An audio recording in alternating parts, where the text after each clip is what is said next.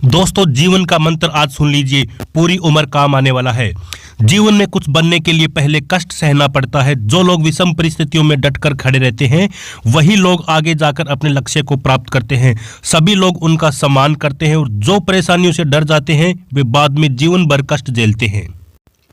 बहुत समय पहले की बात है। एक शिल्पकार एक मूर्ति बनाने के लिए किसी जंगल में पत्थर ढूंढने के लिए गया। वहां उसे मूर्ति बनाने के लिए एक बहुत बड़ा पत्थर मिल गया। वो पत्थर लेके वापस घर आते वक्त रास्ते में एक और पत्थर साथ उठा लाया। घर आकर उसने पहले वाले पत्थर को मूर्ति बनाने के लिए जैसे ही छेनी और हथौड़ा उठाया और उस पत्थर पे चोट मारना शुरू किया, तो पत्थर से आवाज आई कि मुझे दर्द हो रहा है, मुझे दर्द हो रहा है, मेरे से ये दर्द सहा नहीं जा रहा, ऐसे तो मैं बिखर जाऊंगा, तुम किसी और पत्थर की मूर्ति बना दो ना प्लीज। उस पत्थर की बात सुनकर शिल्पकार को दया आ गई। उसने उस पत्थर को छोड़कर दूसरे पत्थर पे गड़ाई करनी शुरू कर दी और जैसे ही शिल्पकार ने दूसरे पत्थर पे छेनी हथौड़े से चोट मारना शुरू किया, दूसरे पत्थर को बोला, इज इट पेनिंग, आपको दर्द हो रहा है? पत्थर बोला कि दर्द तो हो रहा है, लेकिन आप अपना काम जारी रखो, कीप इट अप, आप अपना काम कंटिन्यू रखो, आप जो मुझे बनाना चाहते हो वो बनाओ, मैं दर्द सहने को तैयार हूं। तो लगातार शिल्पकार उस पे चोट मारता रहा और एक दिन ऐसा आया कि बहुत ही भव्य और सुंदर मूर्ति बनकर तैयार हो गई। और जैसे ही भव्य और सुंदर मूर्ति की दूर दूर तक बात चली, लोग उसे खरीदने के लिए आने लगे और एक आदमी ने बहुत भारी कीमत देकर उस मूर्ति को खरीद लिया।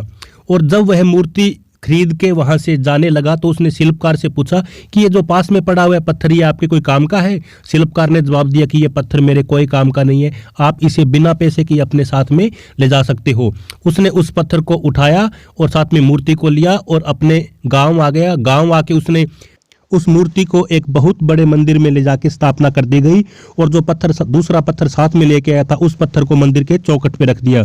मंदिर में जब भी कोई व्यक्ति दर्शन करने आते तो मूर्ति पर फूल माला चढ़ाते, दूध से नहलाते और उसकी पूजा करते और सामने वाले पत्थर पर नारियल फोड़ते।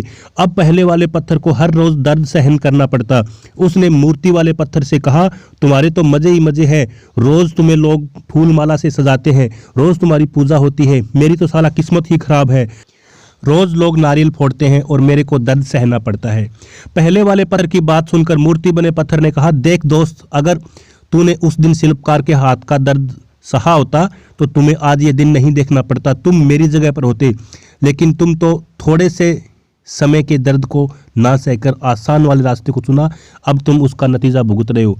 इससे शिक्षा क्या मिलती है? दोस्तों, हमारे जीवन में कठिनाइयां आती है, बहुत सारा दर्द झेलना पड़ता है, लेकिन हमें डर कर पीछे नहीं हटना है, इनका डटकर मुकाबला करना है। ये विपरीत परिस्थितियों में हमें ज़्यादा मजबूत बनाएगी, जिससे हम अपनी मंजिल के और ज़्यादा करीब पहुँच जाएंगे। एक बात और याद रखना मेरे दोस्त, पतंग हवा की विपरीत दिशा में ही आसमान को छूती है। तो अब जब भी आपके जीवन में विपरीत परिस्थितियां आए तो समझ लेना कि आसमान छूने का वक्त आ गया है।